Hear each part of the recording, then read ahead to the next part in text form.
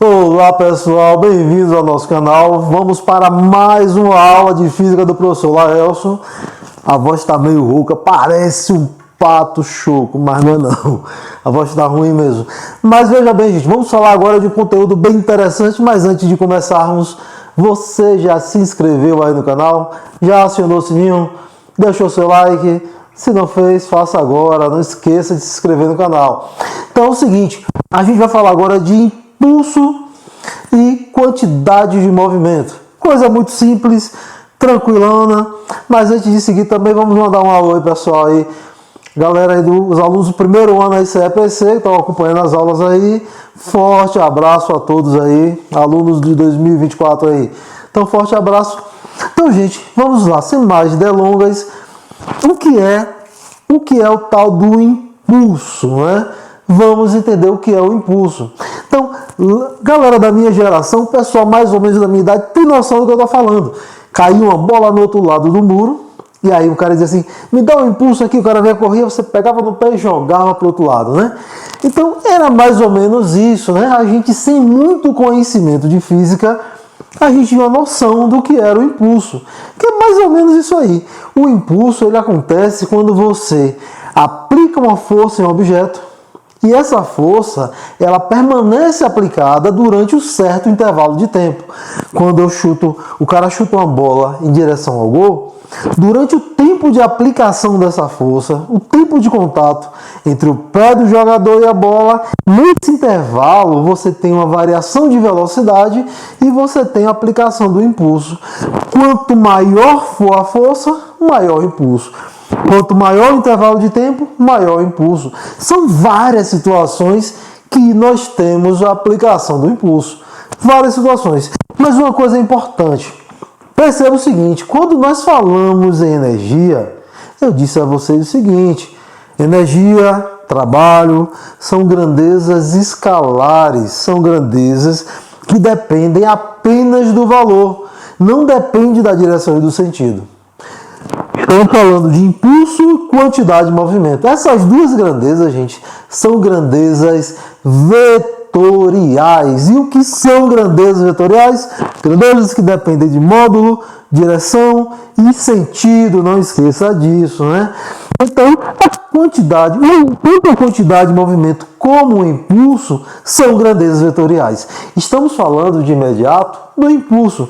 Esse impulso, gente, é uma grandeza vetorial. Então, quando a gente for definir o que é o tal do impulso, o que é isso? Primeiro que é um vetor.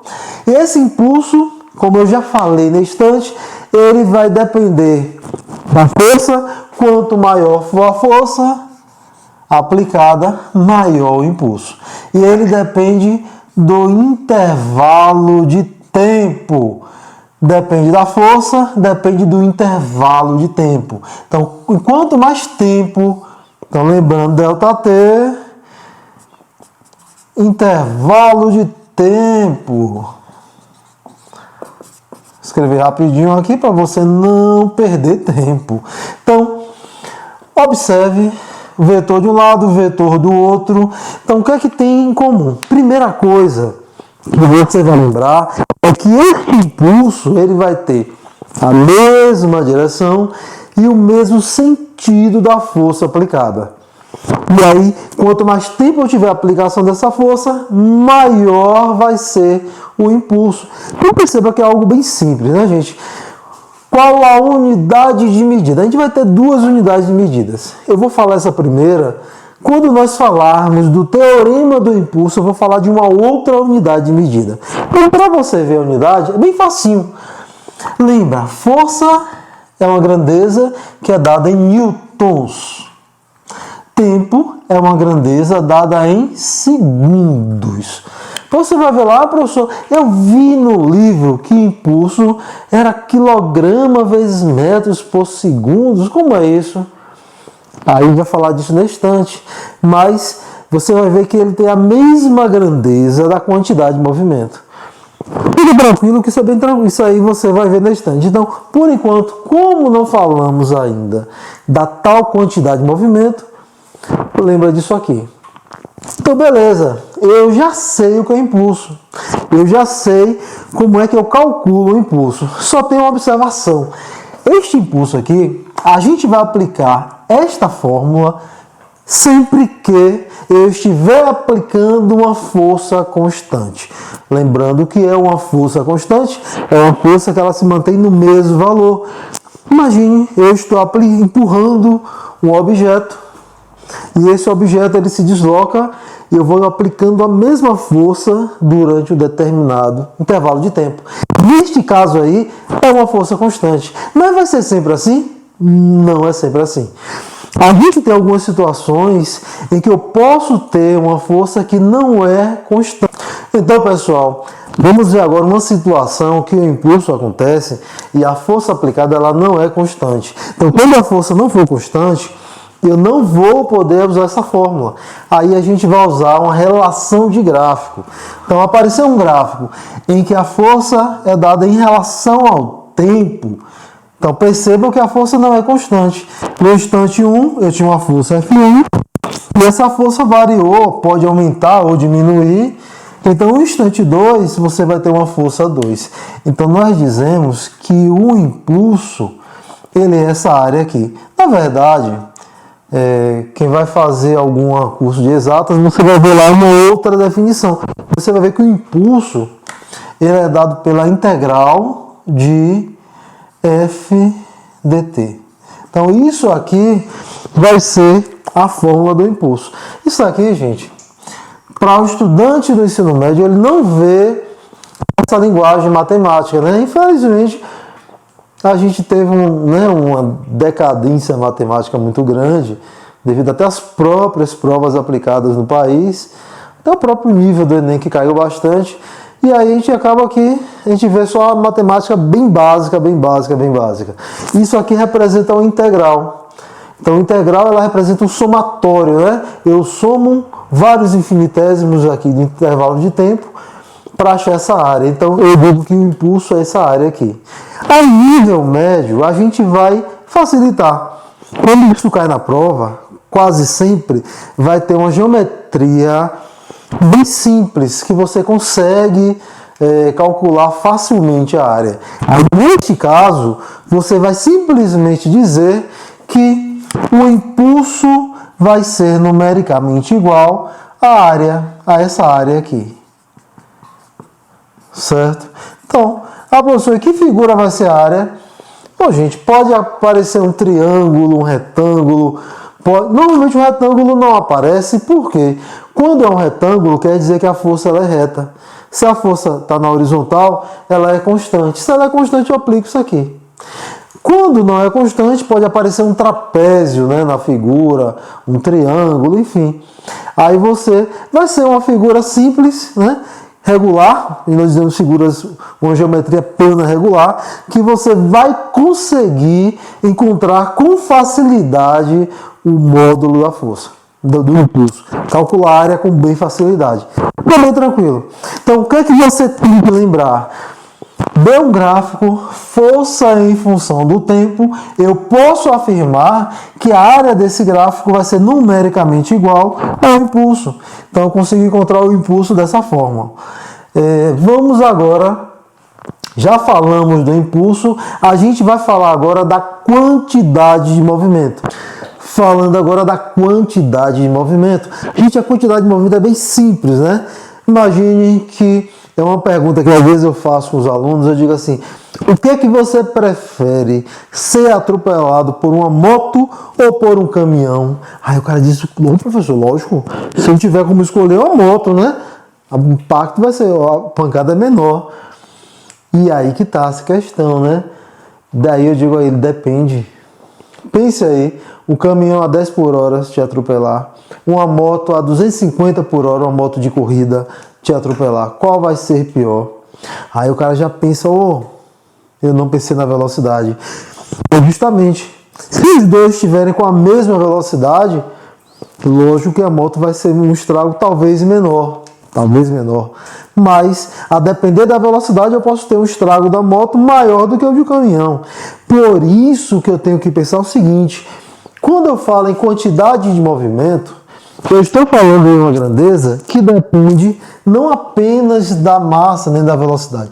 Depende da massa e depende da velocidade.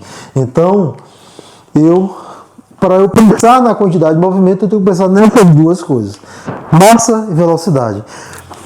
Observe que eu já coloquei a setinha em cima. Então, como eu já disse anteriormente, eu estou falando de uma grandeza vetorial. Se é uma grandeza vetorial, é módulo, direção e sentido, assim como o impulso. Além do mais, a quantidade de movimento, gente, lembra lá no impulso, o impulso tem a mesma direção e o mesmo sentido da força. A quantidade de movimento tem a mesma direção e o mesmo sentido da velocidade. Então, quando eu penso em quantidade de movimento, mesma direção, mesmo sentido da velocidade. Beleza. Alguns livros, na verdade, a nível de graduação, a gente nem chama muito de quantidade de movimento. Quando a gente fala a nível médio quantidade de movimento, para ficar talvez mais acessível, alguns autores usam essa terminologia, fica mais acessível para o estudante, mas o termo também utilizado é momento linear. Alguns autores vão chamar lá de momento linear. Aí às vezes torna um pouco mais complicado o momento, mas quando você vai estudar um pouco exatos, entender um pouco mais de física, faz todo sentido. Nós temos momento linear, momento angular, a gente vai chamar aqui mais de quantidade de movimento. Tranquilo? Beleza, então já sabemos que esta quantidade de movimento é uma grandeza que depende da massa e depende da velocidade. Sabemos também que é uma grandeza vetorial e temos uma outra informação importante. Assim como a energia, temos uma aula anterior a essa, né, gente? Falando da conservação da energia. Eu disse a vocês que em alguns sistemas conservativos, a energia mecânica, a energia total desse sistema, ela pode ser conservada ou não. Se ela é conservada, quer dizer que não há dissipação de energia, seja em forma de calor, devido ao atrito, seja em forma de energia sonora, ou seja, é um sistema que nem recebe energia da vizinhança e nem cede energia para a vizinhança. Mas eu vou falar agora de uma outra conservação, que eu já mencionei nas aulas anteriores, que é a conservação da quantidade de movimento.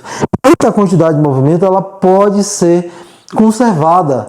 Então é exatamente isso. E uma coisa importante, ela pode ser conservada mesmo em sistemas cuja energia não é conservada. Opa, como é isso? O que eu quero dizer para vocês é que a quantidade de movimento, a conservação da quantidade de movimento, ela independe, ela não tem relação direta com a conservação da energia. Podemos ter sistemas em que a energia é conservada e a quantidade de movimento não é conservada. Como podemos ter sistema em que a energia e quantidade de movimento são conservadas. Vou falar disso neste instante.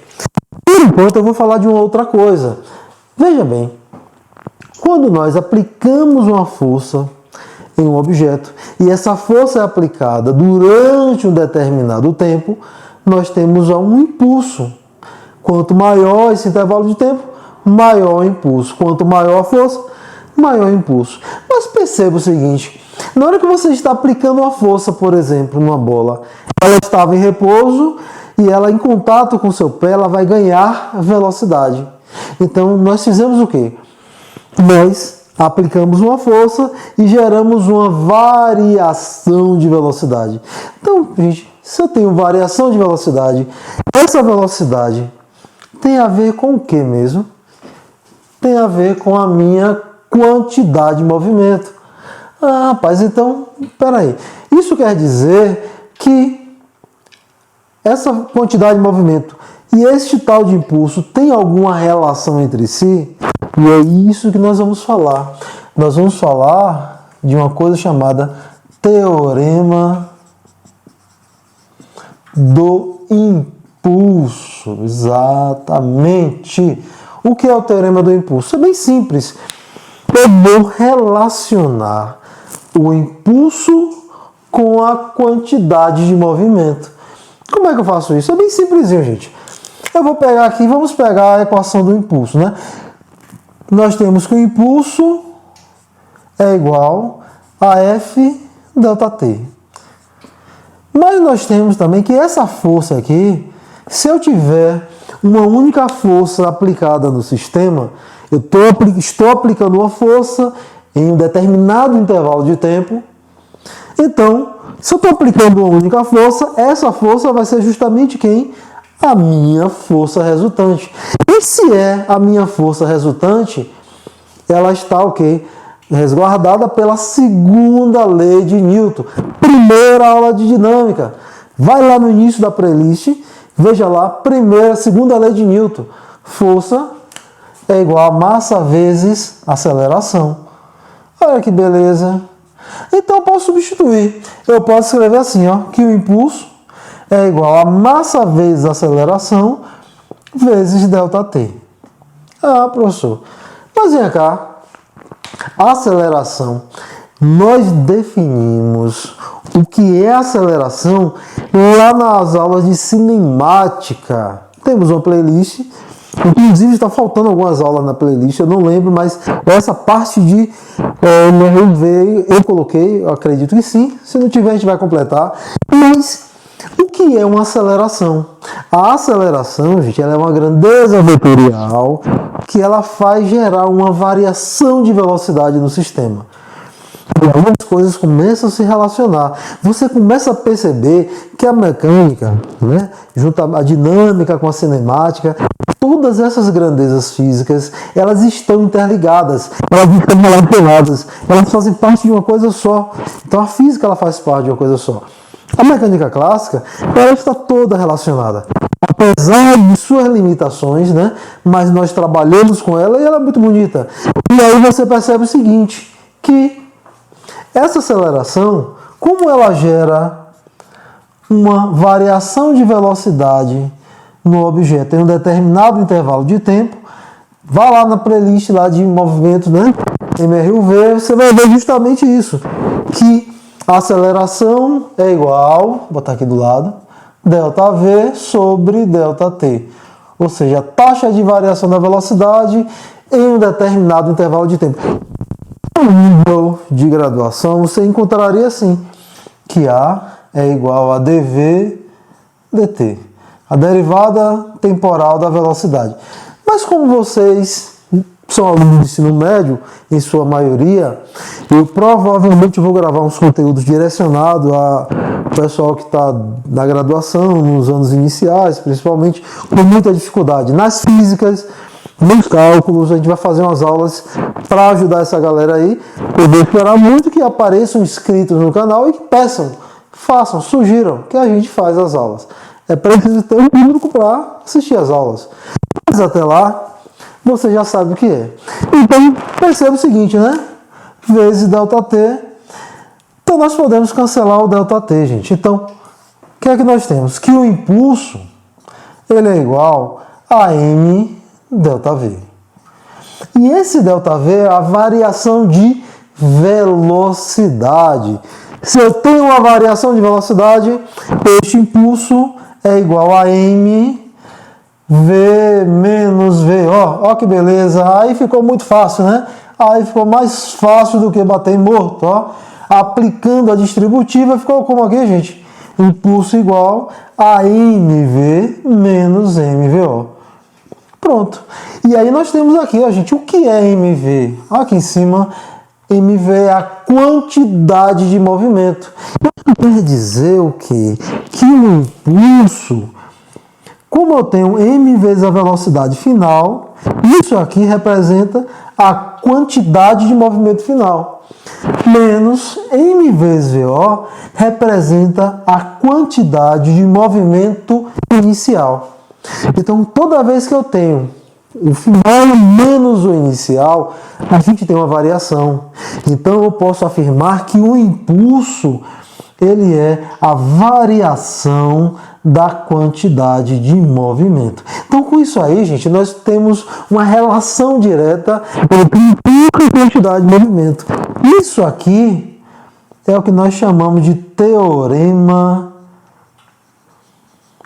do impulso. Então, o teorema do impulso nada mais é do que uma relação entre impulso e quantidade de movimento, ou seja, que o impulso ele representa uma variação da quantidade de movimento. Então, pessoal, para finalizarmos essa parte de impulso e quantidade de movimento, vamos falar de uma coisa que eu já mencionei, que eu já falei, mas a gente vai só dar um matezinho para a gente entender melhor. Eu falei para vocês que assim como a energia, essa quantidade de movimento também ela é conservada, né? Então o que nós vamos falar agora é uma coisa extremamente importante, que é o princípio da conservação da quantidade de movimento. Então, perceba o que seria essa conservação da quantidade de movimento. Isso é extremamente importante porque tanto as colisões como algumas situações físicas, elas partem desse princípio. Vou dar um exemplo aqui muito simples. Imagine que você entrou na polícia e vai fazer treinamento de tiro. E aí você tem uma arma, vai aprender a atirar. Quando você vai aprender a atirar, você vai acionar o gatilho, né? Você vai ter uma explosão provocada por uma pólvora que tem no armamento, dependendo do armamento. E essa explosão, ela surge na arma uma quantidade de movimento. Essa quantidade de movimento, ela é justamente transferida para a munição, para o projétil. Então, o projétil, ele vai ser disparado com uma certa quantidade de movimento. E aí, gente, na hora que ele dispara, essa quantidade de movimento, ela vai ser conservada, eu vou dizer que a inicial é igual à final. Por conta disso, é como se eu transferisse essa quantidade de movimento para o revólver, para a arma. E aí você tem o chamado coice. Então, se um atirador inexperiente, a depender da arma que ele utiliza, ele, ao disparar, ele pode sofrer um coice até derrubar a arma, né, da mão. Então, ele, sem treinamento, ele pode passar por isso, justamente porque nós temos aí uma transferência de quantidade de movimento em várias situações. Eu lembro que eu comentei em uma das aulas que o aluno disse: professor, se a pessoa cair de um prédio, quando ela chega no chão, ela não para? Eu disse: tá doido, não fala isso não. Para não. Ela vai parar depois. Nós teremos uma colisão, que a gente vai falar depois, uma colisão que é parcialmente inelástica ou elástica, e por conta dessa parcialidade em relação à elasticidade, dentro da colisão, vai haver deformações. Então, o cara vai deformar um pouquinho, se for uma altura muito grande, uns 40 andares, né? Deforma. Há uma dissipação de energia e devido a essa transferência de quantidade de movimento, temos uma colisão aí que eu vou falar depois, mas o que você vai ter que lembrar é o seguinte: há uma transferência, uma troca de quantidade de movimento entre a pessoa que chega com massa e velocidade, ou seja, chega com quantidade de movimento e bate no chão que está em repouso. O chão, por não se mover, ele vai haver uma cobrança disso aí. E essa cobrança pode vir de duas formas. Se a pessoa tiver uma elasticidade no seu corpo suficiente para ela restituir, ela vai bater e vai quicar, vai voltar. É o que acontece, por exemplo, com a bola de ping-pong. Ela bate, ela sobe, não sobe. Ela perde energia, mas ela sobe uma grande quantidade. Por quê? Houve uma restituição. Porém, o ser humano, se bater no chão, ele não vai ter essa elasticidade. Por isso vai haver deformações. Vamos falar disso depois. Mas o que você vai ter em mente é justamente o quê? Que é como se a resultante dessas forças fossem zeradas. E aí que a gente vai aplicar o princípio da conservação da quantidade de movimento, onde a resultante dessas forças será igual a zero. Certo? Então, quando a resultante é zero, eu vou ter o seguinte: o impulso vai ser essa é a força resultante vezes ΔT. Se isso aqui for zero, eu posso afirmar que esse impulso vai ser igual a zero vezes ΔT, ou seja, isso aqui é igual a zero. Agora, se nós aplicarmos o teorema do impulso, nós aplicando esse teorema do impulso, o que é que nós temos? O impulso é igual à variação da quantidade de movimento e esse impulso vai ser zero. Então, nós teremos que ΔQ é igual a zero. Então, perceba, gente, quando eu digo que a resultante é zero é porque eu não estou tendo uma força externa sobre o sistema. Isso quer dizer que é um sistema em que está sendo conservada a quantidade de movimento. Ô professor, e todo sistema vai se conservar a quantidade de movimento? A gente vai ver depois que não. Mas nesse caso aqui a gente vai considerar esse princípio para alguns sistemas, assim como nós aplicamos também para a energia. E aí como é que fica aqui? Ó? Se isso aqui é zero, o que eu tenho? Que M vai ser igual a MV menos MVO. Ou seja, eu posso até fazer diferente, né? Eu posso colocar aqui 0 igual a Q menos Q0. Se eu jogar para cá, o Q0 vai ser igual a Q. Ou seja, isso quer dizer, gente, que a quantidade de movimento antes, né, inicial, vai ser igual à quantidade de movimento final. Então, isso aqui é um dos princípios mais importantes da física, bastante importante, que é o princípio da conservação do momento linear, ou seja, da conservação da quantidade de movimento. Então, com isso aí, a gente vai finalizando esse bloco de aula. Eu espero que tenham gostado. Deixe seu like, deixe seu comentário. Eu já falei em outras aulas, gente, para a gente melhorar o canal, para a gente melhorar as aulas, né? Para tornar essas aulas mais interativas com vocês. Vocês precisam interagir, deixe sua opinião, faça um comentário, deixe seu like se gostou do vídeo e não se esqueça, claro, de se inscrever no canal, né? A sua inscrição é muito bem-vinda, não vai te custar nada, não vai doer a mão, não vai te gerar nenhum tipo de desgaste, nem prejuízo, né? Não vai travar seu sistema, enfim, não te gera nada. Mas a inscrição eu vou ter um público, vou ter mais incentivo para gravar outros conteúdos. Lembrando que a tendência é que mais para frente eu traga novos conteúdos para o canal. É um canal bem legal para você ter mais disponibilidade de material e matemática, material de cálculo, o pessoal que já está na universidade, para que você realmente seja um canal muito útil para você. E você me dê esse feedback aí. Então, pessoal, obrigado pela atenção, forte abraço a todos e até a nossa próxima aula.